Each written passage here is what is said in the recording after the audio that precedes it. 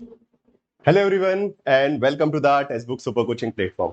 सो दोस्तों, आज आप सभी के बीच एक बहुत इंपॉर्टेंट सेशन जो है मैं लेकर आ रहा हूँ। एक बहुत इंपॉर्टेंट वीडियो है बिकॉज आप सभी को पता चला होगा कि recently in the Indian parliament the government has introduce 3 important bills. Okay, so अभी आईपीसी के बारे में आप जानते हैं कि आईपीसी क्या है और उसी के आधार पर दंड वगैरह जो संहिता हमारे देश में काम करती है। But now the government is basically changing it. Okay, it is going to replaced.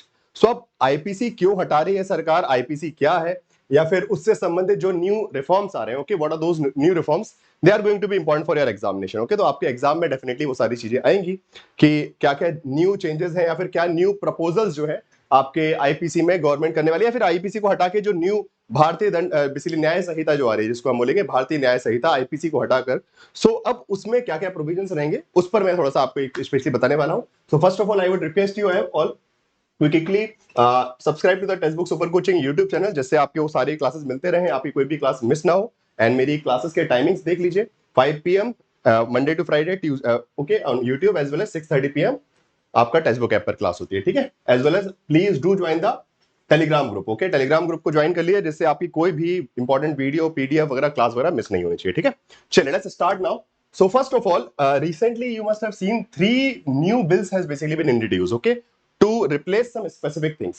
For example, IPC को हटाने के लिए भारतीय न्याय संहिता बिल आ रही है, बिल बेसिकली लॉन्च हो चुकी है ऑलरेडी, अमित शाह जी ने लॉन्च किया। Then code of criminal procedures, जिसको हम बोलते हैं सीआरपीसी, तो सीआरपीसी को हटाने के लिए भारतीय नागरिक सुरक्षा संहिता।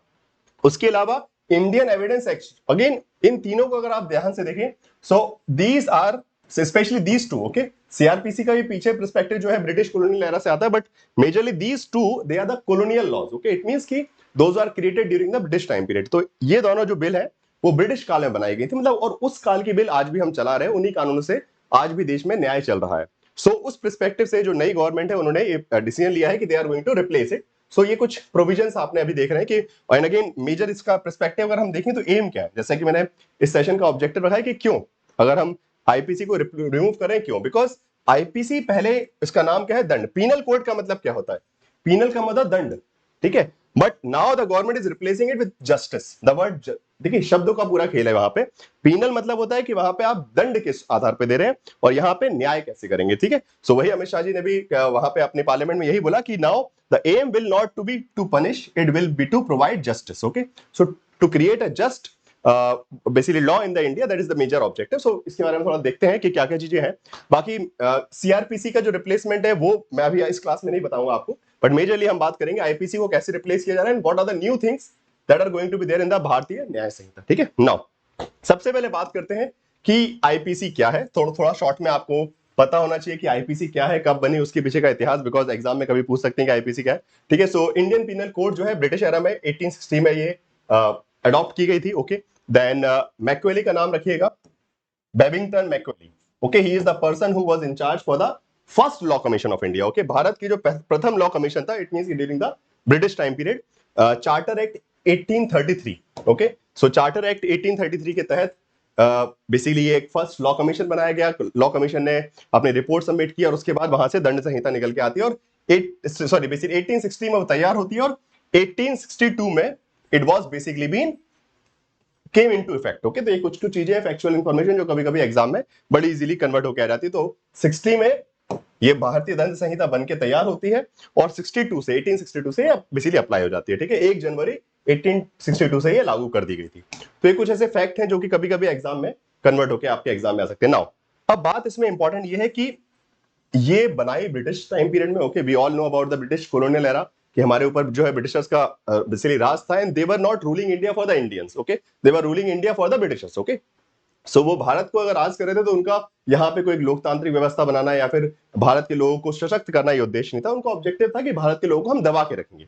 सो accordingly they have made all the laws. Okay, तो उसी पर्सपेक्टिव से एक पनिशमेंट, एक जो जिसको बोलते हैं ना कॉन्सेप्ट है कि मास्टर एंड सर्वेंट वाला, कि वो मालिक है और हम गुलाम। सो उसी पर्सपेक्टिव सभी लॉज वगैरह बनाए गए थे, and we have adopted the similar laws. Okay, because again we were new country और उसमें इतना कुछ नहीं था हमारे पास ज्ञान कि यार सब कुछ नया बना दे। We have created constitution although, but how to define, because there are multiple kind of crimes. Okay, so IPC करता क्या है, आईपीसी बताता है कि कौन सा क्राइम क्या है, explaining every crime and then defining what kind of punishment is going to be there for which particular kind of crime. Okay, so कैसा अपराध है और उस अपराध पे कैसी सजा, मतलब हर अपराध को, ठीक है। अब मैं बोल दूं कि किसी व्यक्ति ने मुझसे ये किया, बट गवर्नमेंट का एक नियम है कि वो बोलेंगे नहीं, इसके आधार पे, फॉर एग्जांपल रेप है तो रेप का मतलब क्या है, ठीक है। अगर मर्डर है तो मर्डर का मतलब क्या है, ठीक है। अगर कोई बोले कि नहीं किसी ने आके किसी को थप्पड़ मार दिया, बोलते कि अटेम्प्ट टू मर्डर हो गया, ठीक है। लेट्स अज्यूम कि कोई आपको थप्पड़ मार दे और आप बोले नहीं मुझे अटेम्प्ट टू मर्डर किया, तो आईपीसी में क्लियर लिखा है अटेम्प्ट टू मर्डर का मतलब क्या है कि आपके ऊपर जानलेवा हमला किया गया। अब कोई आके पीठी से आपको छड़ी मार के चला गया, आप बोले अटेम्प्ट टू मर्डर का इसका केस लगा दीजिए, तो नहीं चल सकता।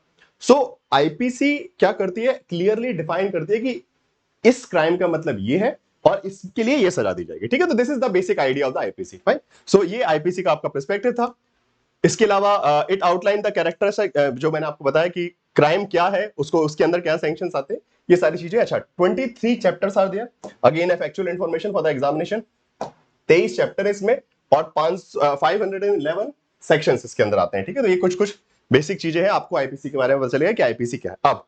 अब सवाल उठता है कि इसका विरोध क्या है, because again when you are replacing something it means कि there must be some problems, okay. अगर आप किसी चीज को हटा रहे हैं तो कुछ ना कुछ कमी उसमें होगी। सो अब कमियां क्या है, सीधी बात है यार, 160 साल पुराना ये ऑफिशियल कोड है। Again society has moved forward, okay, we have seen multiple changes, we are moving towards a modern society, okay. एक आधुनिक समाज हम बना रहे हैं, आधुनिक समस्या है, आधुनिक समाधान भी होने चाहिए उसके, ठीक है। पहले सजा देने का प्रावधान था, अब ऑब्जेक्टिव क्या है कि हमको सुधार करना है। कोई अगर क्रिमिनल है तो उसको सजा देके आप सुधार नहीं सकते, उसको सही में उसमें सुधार किया जाए। मतलब कि छोटी छोटी चीजों के लिए हर जगह मतलब उसको सजा न देके, मतलब कुछ एक पॉजिटिव पर्सपेक्टिव आ सके। दंड, मतलब जो दंड वर्ड है अपने आप में वो एक नेगेटिव सेंस क्रिएट करता है और बहुत सारी कमियां, जैसे स्पेशली अगर देखा जाए इसका मिसयूज बहुत होता है। फॉर एग्जाम्पल सेडिशन लॉ, राष्ट्रद्रोह, कहीं कुछ भी किसी भी चीज को राष्ट्रद्रोह बता दिया जाता है, ठीक है। सो इसको लेकर भी, और स्पेशली जब you are living in a democratic country.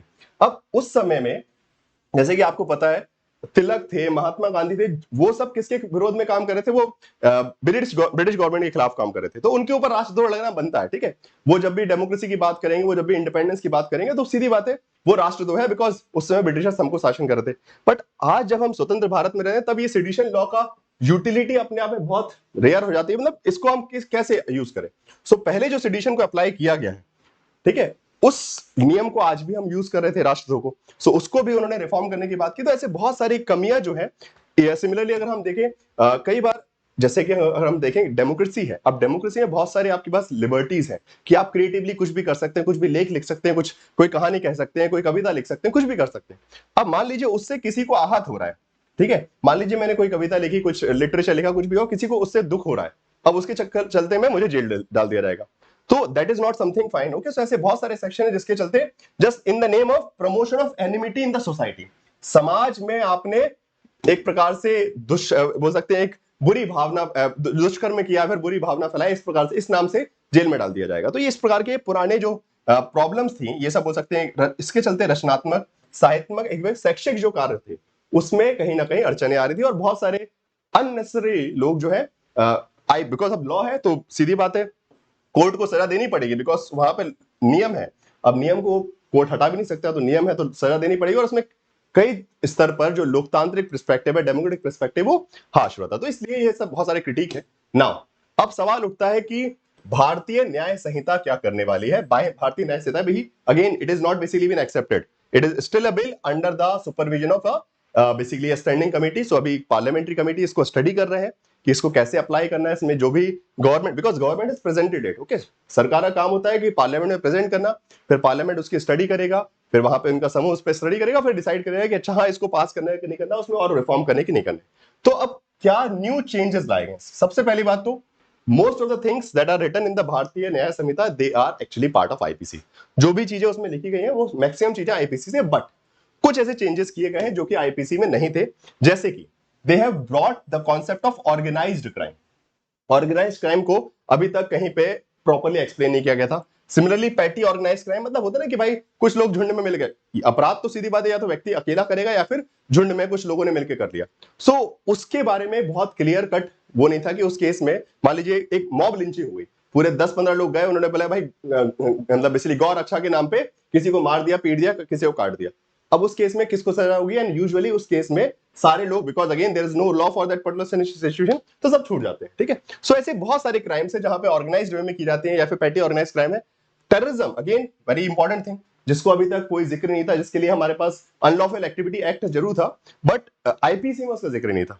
So act या फिर सोवरेनिटी इंटीग्रिटी मतलब बेसिकली अब हाँ एक बहुत बड़ा चेंज इसमें आया है कि जो पहले सेडिशन था, जो पहली सेडिशन यहाँ पे एक प्रकार से सरकार के खिलाफ कुछ बोलने को सेडिशन कहते थे, उस सेडिशन को खत्म कर दिया गया। पहले था सरकार के खिलाफ आपने कुछ बोला, देश की सरकार आपको बोले सेडिशन लग गया, आपके ऊपर राष्ट्रद्रोह लग गया, but now they have redefined it. ये सेडिशन का मतलब क्या है कि आप देश की संप्रभुता अखंडता के ऊपर अगर सवाल उठा रहे हैं, आप देश को छोड़ने की बात करें, देश को तोड़ने की बात करें, then you will be consider under sedition. So sedition को खत्म नहीं किया गया, this is very important. Okay, sedition law जो है स्टिल एग्जिस्ट करती है, स्पेशली अगर आप देखें तो सेडिशन लॉ में जो चेंजेस है, पहले क्या था, bringing hatred and contempt and exciting disaffection towards the government. Okay, so सरकार के खिलाफ अगर आप कुछ कह रहे हैं तो सेडिशन लग जाता था अकॉर्डिंग टू आईपीसी।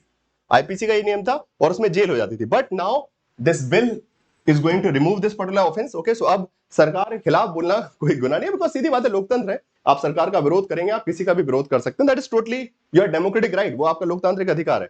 सो इसी चीज को रिफॉर्म कर रहा है बेसिकली आपका जो भारतीय न्याय संहिता है, एंड इसमें कुछ नए नए पॉइंट्स डाले उन्होंने कि अब सेडिशन कहां लगेगा। सेडिशन हटाया नहीं है, sedition law is still there, but अब वो कैसे लगेगा कि अगर आप क्या कर रहे हैं, आर्म रिबेलियन कर रहे हैं, मतलब आपने हथियार उठा लिया, आप सरकार के खिलाफ खड़े हैं, देश के खिलाफ खड़े हैं, ठीक है, या फिर आप सेपरेटिस्ट एक्टिविटी कर रहे हैं, आप देश तोड़ने की बात कर रहे हैं, आप बोल रहे हैं कि हमको देश छोड़ के जाना है, जैसे कि बहुत सारे आपके बेसिकली उग्रवादी होते हैं, ठीक है।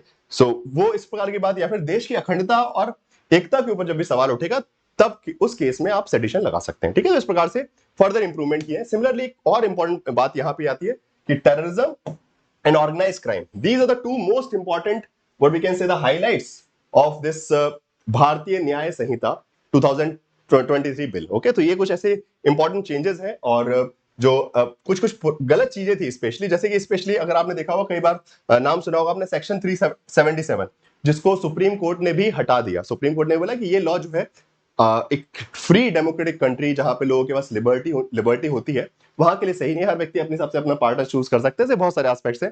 सो समलैंगिक जो व्यवस्था है उसके, सेम सेक्स मैरिज जिसको हम बोलते हैं, सॉरी सेम सेक्स मैरिज तो अभी अलाउड नहीं है, बट हाँ सेम सेक्स इंटरकोर्स को पहले क्या माना जाता था, एक प्रकार से क्राइम माना जाता था, बट सुप्रीम कोर्ट ने उसको हटा दिया कि 377 को ओमिट कर दिया। तो इस तरीके से जो भारतीय न्याय संहिता है वो अपडेटेड वर्जन, मतलब जिस आईपीसी के सेक्शन के ऊपर कहीं ना कहीं कोर्ट ने कुछ बातें कही हैं, कोर्ट ने उसका खंडन किया है, बोला है कि ये गलत है लोकतंत्र के सिद्धांत के हिसाब से या फिर भारतीय संविधान के हिसाब से, तो उन सबको हटाकर उनसे रिफॉर्म करें, मतलब एक अपडेटेड वर्जन है। आप शॉर्ट में देखा जाए तो भारतीय न्याय संहिता कुछ और नहीं, एक अपडेटेड वर्जन है, जो कि आज की परिस्थितियों में जिस प्रकार के क्राइम्स हो रहे हैं उसको रिफॉर्म करने का, उनको उसमें न्याय करने की एक बेहतर व्यवस्था को दर्शाता है, ठीक है। चलिए, तो बस ये था आज का आपका लेक्चर। आई होप कि आपको समझ में आ गया होगा कि भारत सरकार आईपीसी को क्यों हटा रही है, और ये हटने वाली, बिकॉज गवर्नमेंट के पास मेजोरिटी है, पार्लियामेंट्री कमेटी के पास ये लॉ जाएगा, they will study it and then finally it is going to be implemented. Okay, so it is not something जिसमें आप कोई सस्पेंस है, बिकॉज गवर्नमेंट के पास मेजोरिटी है, राज्यसभा है चाहे लोकसभा है, दोनों जगह मेजोरिटी इजीली, और भारतीय न्याय संहिता में जो चेंजेस है वो अपने आप में बहुत वैलिड चेंजेस है, तो वो पास होने ही है। एंड एक आप सभी के लिए इंपॉर्टेंट बात यह है कि 27 से लेके आपका 31 अगस्त तक ये आपका सेल्स पीरियड चल रहा है। तो जिसको भी सब्सक्रिप्शन लेना है फॉर यूरिसनेट कैटेगरी, अगर आप स्ट्रक्चर्ड वे में text book super coaching platform पे पढ़ना चाहते हैं तो आप ये मेरा कूपन कोड यूज कर लीजिएगा एंड फटाफट सब्सक्रिप्शन ले लीजिए, बिकॉज एग्जाम आपका दिसंबर में है और उससे पहले आपको पूरी प्रिपरेशन कंप्लीट करनी है, ठीक है। चलिए, ओके, सो आई होप कि this everything is clear in this particular video. जैसा भी लगा हो बताइएगा जरूर, कमेंट बॉक्स में प्लीज अपने जो भी डाउट्स हैं वो पुट अप कीजिएगा, मैं जब भी फ्री रहूंगा रिप्लाई कर दूंगा। And please make sure you will be sharing this video and like the video before leaving the session. Okay, thank you so much.